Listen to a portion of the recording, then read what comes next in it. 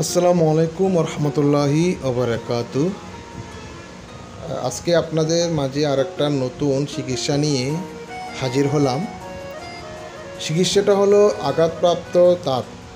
হঠাৎ করে আঘাত পেয়ে দাঁত ভেঙে গেলে আপনি কি করবেন এবং কিভাবে চিকিৎসাটা নিলে আপনার সামনের সৌন্দর্যটা ফিরে আসবে। দেখুন, এই পেশেন্টটা সামনের আপার সেন্ট্রাল ইনসিজর, যেটাকে বাংলায় আমরা উপরের প্রথম নাম্বার দাঁত বলি, এটি উনি আঘাত পাওয়ার পর দাঁতটা ভেঙে যায়।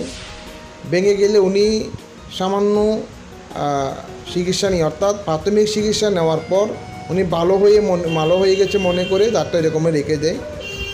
পরবর্তীতে যখন দাঁতটা ফোলা শুরু করে এবং দাঁতটা যখন কালো হয়ে যায় তখন উনি ডাক্তারের শরণাপন্ন হন।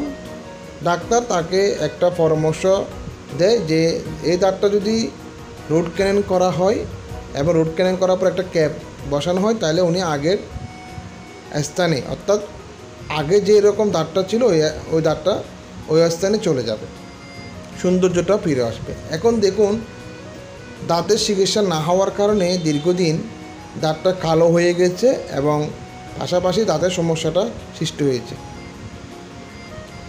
এখন রুগীকে যে কাজটা করতে হবে সেটা হচ্ছে যে ওনাকে অবশ্যই এ দাঁতটা চিকিৎসা করে একটা ক্যাপ বসিয়ে নিতে হবে, যাতে দাঁতের সৌন্দর্যটা ফিরে আসে।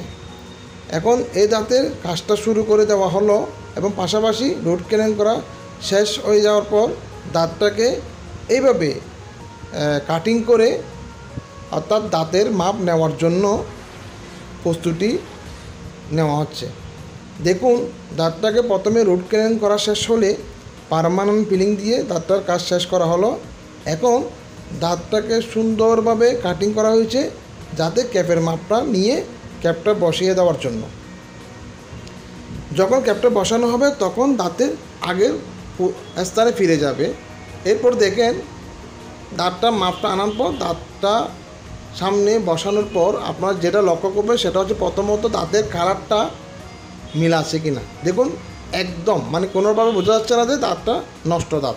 এটা দাঁতটা বসানোর পর আগে ট্রাই করে দেখতেছি যাতে করে দাঁতের যে একটা সৌন্দর্য এটা লাগতেছে কি না। এটা আপনি বুঝবেন দাঁতটা যখন এখান থেকে খুলে ফেলা হবে তখন আপনি বুঝবেন আপনাকে কতটুকু অসুন্দর লাগছে। দেখুন, দাঁতটা আমরা খুলে ফেলেছি। এখন খুলে ফেলার পর দেখুন কি অসুন্দর লাগতেছে দাঁতটা, মনে হচ্ছে ওইখানে কোনো একটা জিনিস ওইখানে ভেঙে আছে এরকম। তাই রুট ক্যানেল করার পর অবশ্যই একটা ক্যাপ বসাই নিলে আপনি আগের যে সৌন্দর্যটা ওটা ফিরে পাবেন, পাশাপাশি দাঁতটা যে ভেঙে গেছে ওটা আর বোঝা যাবে না। এখন দেখুন, প্রথমে যে দাঁতের অবস্থান ছিল আর ক্যাপটা আমরা টাইল করার সময় পরের পর যে জিনিসটা আমরা লক্ষ্য করি সেটা হচ্ছে যে দাঁতের যে একটা সুন্দর ওই জিনিসটা ফিরে এসেছে।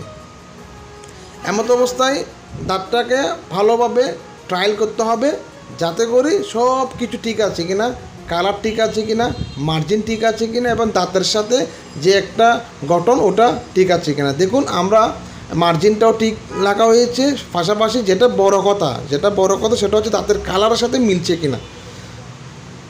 অর্থাৎ দাঁতের কালারের সাথে যখন কালারটা মিলে যাবে তখন আপনি বুঝবেন যে বোঝা যাবে না যে এই দাঁতটা কি অরিজিনাল না ডুপ্লিকেট। অর্থাৎ এই দাঁতের উপর যে ক্যাপ বসানো হয়েছে ওটাও যেন বোঝা না যায়। দেখুন, আমরা দাঁতটা বসাই যে জিনিসটা দেখতেছি ওটা ট্রায়াল করে দেখলাম যে দাঁতের মধ্যে একদম দাঁতের কালারের সাথে কোনো রকম বোঝা না যায় মতো কাজটা করতে হবে। বিশেষ করে এই জিনিসটা রুগীকেও লক্ষ্য রাখতে হবে, পাশাপাশি ডাক্তার তো লক্ষ্য রাখবেই, পাশাপাশি রুগীকেও লক্ষ্য রাখতে হবে যাতে করে ওর দাঁতের কালারটা মিলে গেছে কিনা। এখন দাঁতটা যখন আমরা বসিয়ে দেব তখন দেখবেন এই দাঁতের কালার এবং সব কিছু ওকে আছে। এখন আমরা দাঁতটা বসিয়ে দিলাম, বসিয়ে দেওয়ার পর দেখুন দাঁতের কি একটু সৌন্দর্য ওটা আবার পুনরায় ফিরে এসেছে এবং রুগী সৌন্দর্যটা অনুভব করবে এবং এটা নিয়ে সারা জীবন থাকবে।